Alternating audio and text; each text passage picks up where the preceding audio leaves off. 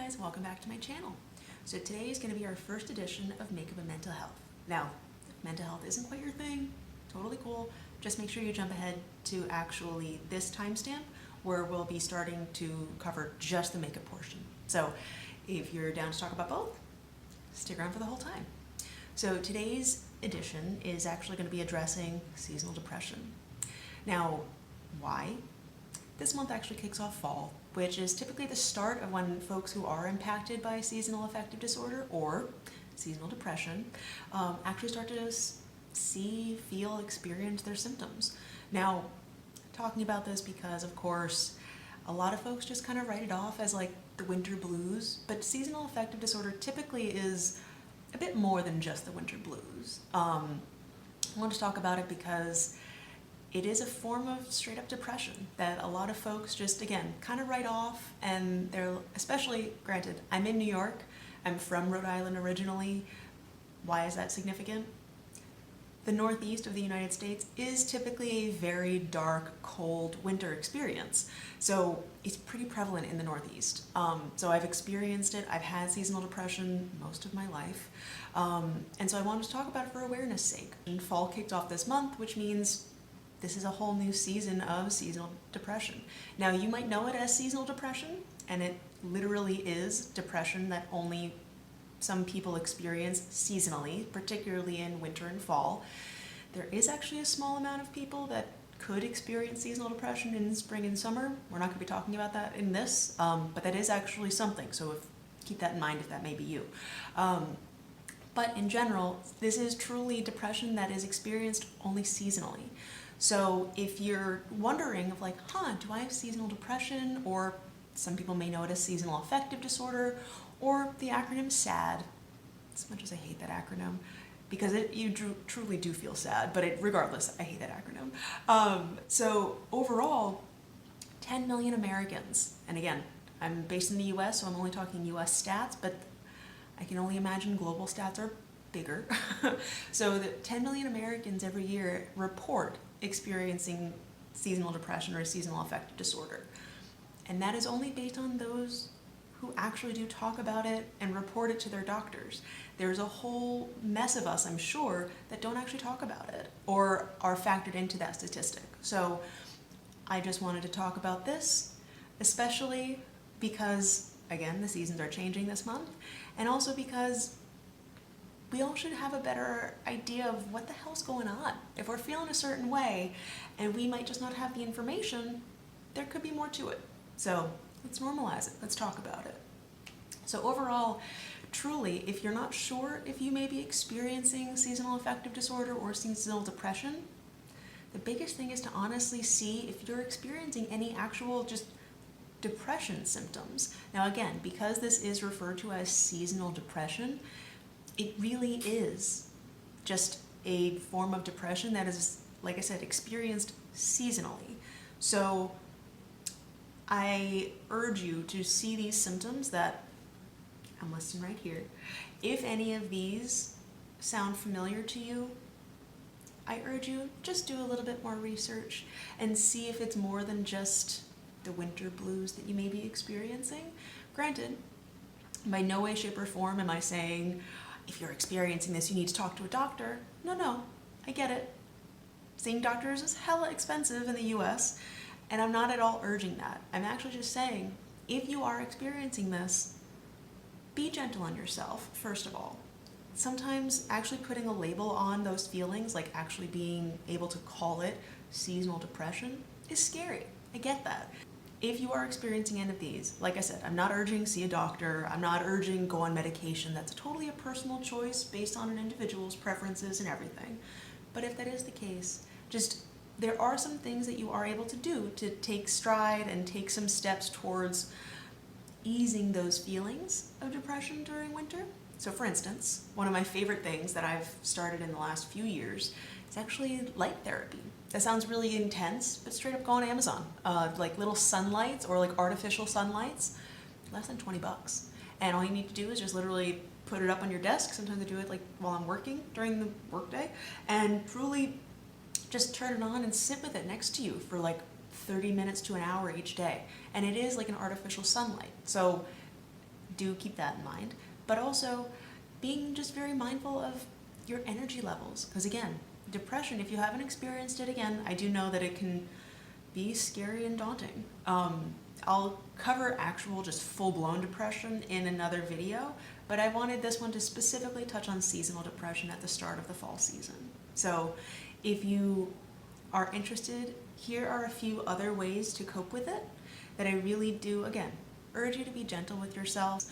And honestly, the biggest reason I want to even start this series of Makeup and Mental Health is because the more and more we avoid it, or the more and more we put this taboo on the topic of mental health, and more than just guided meditation, but like actually like the rawness of mental health and like mental illness in particular, the less stigma we're going to have as a society around it. Fingers crossed. So, because taking a step back from seasonal depression, 1 in 4 people, not just Americans, people, 1 in 4 people, so 25% of the world's population is impacted by mental illness. Now, that truly could probably be higher, because that's only based off of those who actually talk about it and are medically diagnosed with it, let alone those who don't have access to healthcare, that can't report it, or even those who truly are just so ashamed by it that they don't report it. That was me for a super long time, and I had no idea what I was even experiencing. That's a lie. I knew what I was experiencing, but I didn't know that what I was experiencing had a name. I had no idea that there was actually a medical label for the shit that I was feeling and the shit that I was experiencing. Now, I'll go into my story in another video, but I wanted this to just simply raise awareness. Now, I understand not everyone feels comfortable talking about mental health or mental illnesses, and mental illnesses is a very wide range, so I can't speak to everything from my experience because I haven't experienced everything. I've only experienced anxiety, depression, and seasonal depression, as well as other shit that you'll learn about me over time. But, so that's why I wanted just to make sure that everyone had some type of an awareness about it, because after growing up in New England, where it oftentimes was just written off and it was very much underreported and just a buck up, suck it up, what's going on, why are you feeling this way, why are you being so moody, it wasn't ever a maybe we should talk to someone kind of approach. It was much more gruff, and led to years of repressing it and thinking that the problem was me, not that something could be impacting me. So that's a big reason why. Mental health, mental illnesses, these conversations shouldn't be as taboo as they are. And that's why I want this series, and that's why I started. So, okay, that aside, if you're here for the makeup portion, let's get down to it. So, today, we will be talking about Natasha Denona's Glam Palette, right? Yes, Glam Palette. I don't have a star palette. I saw a star and I was like, wait, but the Glam Palette. Now, if you might not be familiar with this, it is actually, I think, a Sephora exclusive, I think. Now, the biggest reason I even got this, first of all, I am more on like the neutral / cool tone. I'm not a huge warm person in terms of tones, but look at this. OMGZ. So not only, of course, do the actual colors really, really amaze me, but the shade names are fantastic because they're not actual shade names. I don't know if you could see that, but they're genuinely instructional shade names. So personally, I wanted to share this because, okay, A, start of fall, B, I don't know about you, I actually do more fall cleaning, so I like did a huge makeup purge and I needed more basics. So that's where this came in. But also, fall, to me anyway, starts kind of like my, not planning, but like I start thinking about gifts and like people that I need to get gifts for the holidays.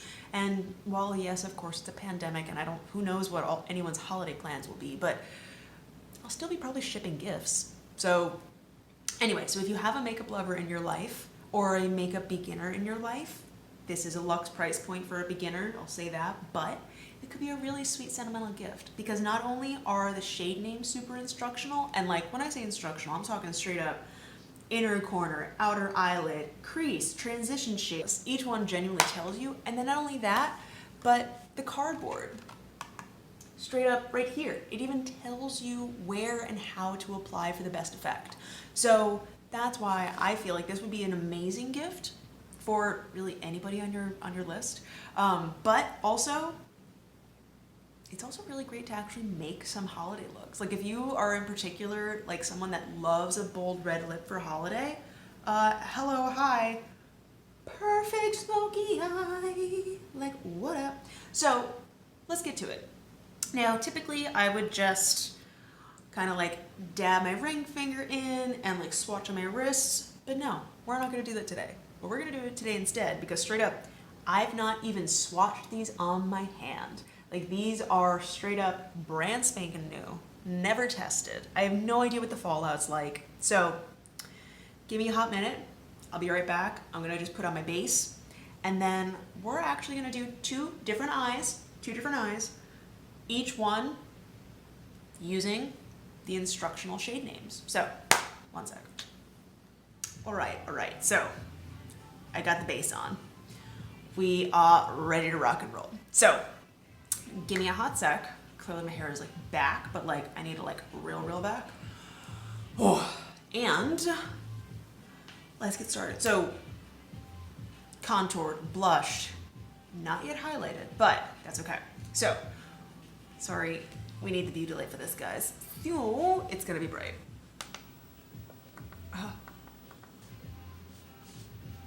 Picking from Yo Cano brushes, we are gonna do, honestly, probably, yeah, why not? We're gonna do a floofier one. And specifically what we're gonna do is actually start to build up those transitional shades. Now, what does that mean? So in your crease, which that's why, like particularly for me, I'm gonna do, again, two different eyes, but I'm gonna be following the instructional things and specifically in the order that I typically do them. So again, I like to actually just make sure that my crease is, first of all, blotted and powdered, because that just makes, when using powders, way easier to glide across and blend. So that is already done, but we're actually gonna start in the crease and put the crease colors as well as the transitions. Now, I'm gonna do my best to look at that camera, but I also gotta look at what I'm doing. So be patient, please. So we are first gonna actually take the shade Transition. Literally, it is called Transition. And let's just see here. So overall, let's see how this is. I mean, okay, honestly, yes, I'm literally holding it vertical, so you're gonna be seeing fallout, but like, that's not that bad. Again, for a matte shade too, that's really not that bad, so let's dive in. You know what's really funny? I don't think that brush was dirty, and this transition shade is way darker than I thought it was gonna be. Oh, that is something that I always do, just word to the wise in case you may not. When you are actually picking up, especially with a fluffy brush, in a very packed powder, make sure you do just tap it or like lightly tap it on your hand, just to get off the excess, because the excess is what ends up contributing to the fallout. So, word to the wise.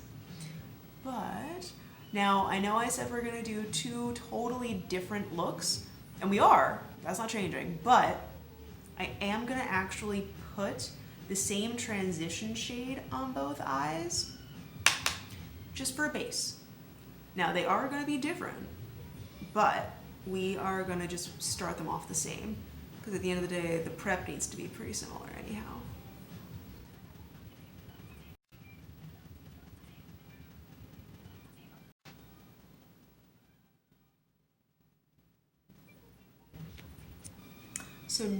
So for this eye, I'm actually gonna use straight up just the actual full first row, and we're just gonna make a look out of that. So what I just did, I just put the transition on both eyes. Now I'm gonna just focus on this eye. We'll do this eye fully afterwards. So for this eye, we're gonna actually use next the crease shade, which again is essentially going to create more of a shadow in this eye. So it's going to create a deeper eye set effect, which is going to just make my eyes look a little bit bigger. So we're going to do that, and then following in order what they actual are. So I can't read that backwards in a mirror. So, all right, so this is going to be the inner corner that you're seeing over here. This right here is outer eyelids. So that's going to help create more of a shadow effect and even further, not quite smoke, but like further bring that eye forward and like make it look more set back. And then center eyelid is going to just be straight up for a little shimmer in the middle. So then for this eye, honestly, I am really thinking about not using much of the shimmers, but we'll see. We'll see what strikes my fancy after we're doing the first eye. That might change.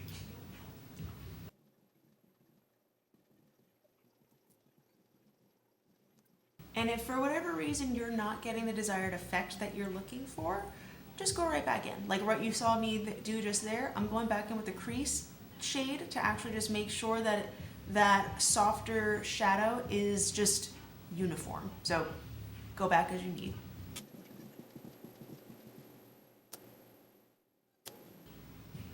What you see me doing here is, of course, I have my beauty light right below the camera, but then also I'm trying to also make sure that I'm not creating more fallout, therefore like making my under eye look darker. So I'm trying to like angle my face so that any fallout just falls in my lap, really.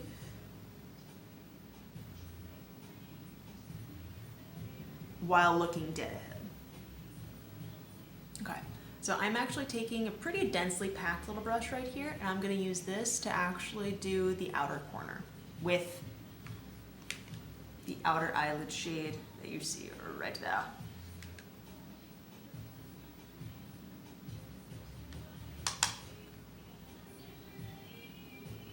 Ooh, okay. I am really loving this shimmer.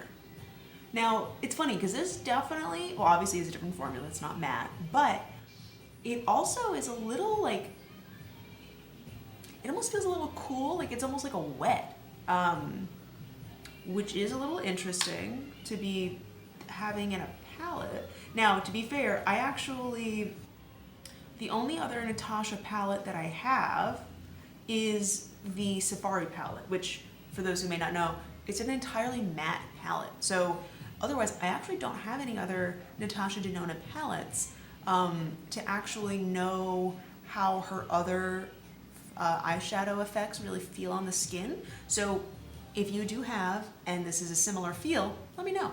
Because otherwise, I only have the her latest like chrome effect, quad chrome liquid things that are not obviously a palette, which are extremely wet. So let me know if this is actually kind of normal for her other like chroma effects. Would love to know. Okay, so next we are gonna actually be using the center eye, and then just for ease, honestly, I'm gonna then just use the inner corner color there.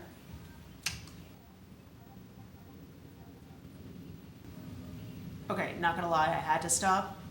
That's gorgeous. The center eye color in the top row is gorgeous. I don't know if...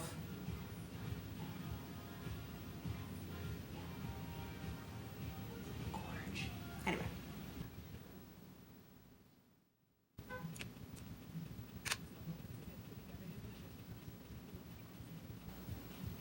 Okay, so this is the complete eye, obviously without mascara, guys, but come on, before that, that's always my last step.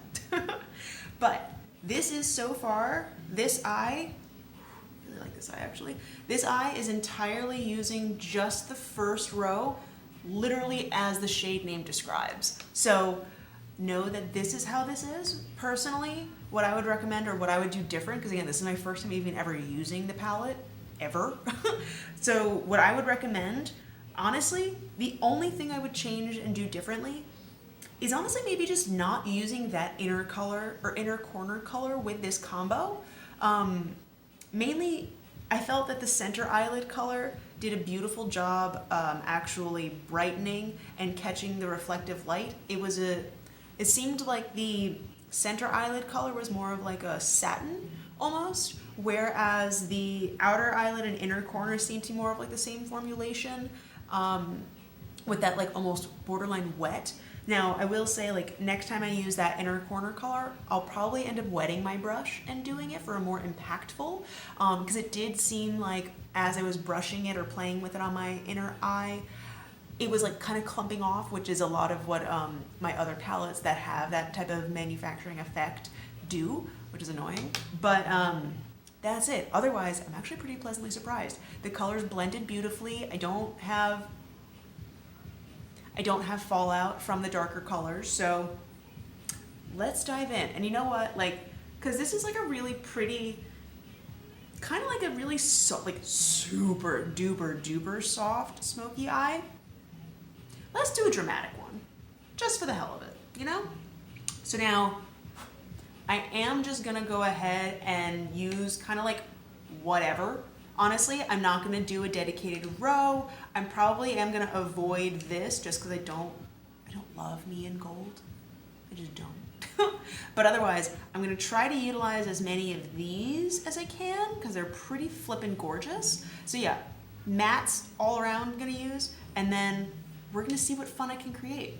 So, let's dive in.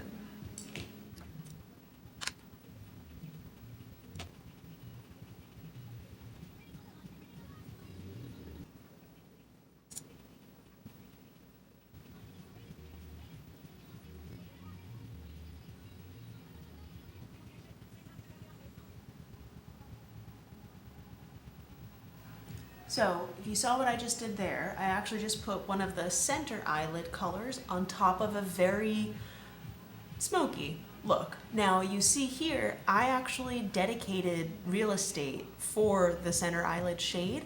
And so this is actually on top of fairly skin tone-esque colors, whereas this is on top of now the smokiness. So you'll see the contrast is a whole lot higher and it just pops more. So again, this is an amazing palette that I'm honestly realizing is flipping awesome for most, I know obviously this is not going to be the best for everyone, but this is actually pretty decent for most skin tones. And I say that because not only do they have neutrals, they genuinely have cools and warms as well. So what I did here, and even they range between silver, pewter, gold, and almost like a little rosy goldy pink as well. So like what I had done on this eye was more in like the cool toned and rosy cool pinks. Then whereas here I'm doing more of like warms as well as cool neutrals. Mostly warms and neutrals though. So it'll be a good actual contrast.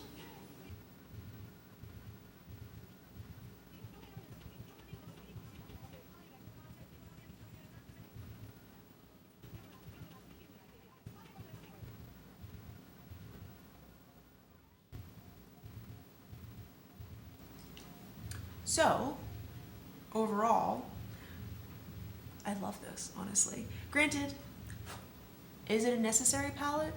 No. I'd be lying if I fucking told you that. But, let me just turn this off real quick. Okay. Whew, now you can probably see it a whole lot better too. So, overall, this eye has a bit more of warm tones and neutrals. This has more cool tones and neutrals. But yeah, give me a hot sec. Let's put some mascara on and let's talk about it. Okay, so this is everything with mascara and lip because we can't just stop there. So honestly, final thoughts. I really like the palette. Like I really liked it more than I thought I would, to be honest. I haven't bought an all nude palette like this since like Urban Decay started coming out with their Naked palette. God, that dates me. Like, I don't know, was I in high school when that shit started? I don't know. Anyway, regardless, those expired and I tossed those, and then I tossed the other stuff that I mentioned earlier in the video that I had purged. So here we are. And I will say, these are super versatile. So like I said, obviously like this one I did as more of like a daytime look that actually is much more like cool toned with a bit of shadow and actual like crease definition. No bottom lashes, because honestly, I don't know about you, but throughout my workday, my bottom eyelashes end up making, the color gets transferred and I end up looking like I have really, really bad dark circles. So most of the time I don't ever bother doing mascara on the lower. Personal preference, to each their own. And then on this side, I did actually do mascara on the bottom, and I did that because to me, I had focused this on being still very subtle. I haven't done very dramatic looks just yet with this palette. Obviously, this is my first time. But this, I had interpreted as more of like a softer, more demure night out look, maybe like a low-key date night. And for that, I would probably do more lower lash mascara because it adds to the drama effect for like a night out. It's a pandemic. I don't know how many of you guys are actually having nights out. Our nights out are on our couch, and like we might figure out what we're gonna make like a few days ahead of time. So it's a little special, but that's it. It's not actually out. But that aside, guys, I hope you enjoyed. Let me know your thoughts on both this Natasha Denona Glam Palette as well as the overall concept of a makeup and mental health edition and series. Mental health is something that's super near and dear to me, and I'm very passionate about it. So if you guys like, I would love to continue. So let me know. Thanks, guys. I hope you have a wonderful rest of your day, and tune in next time. All right, guys.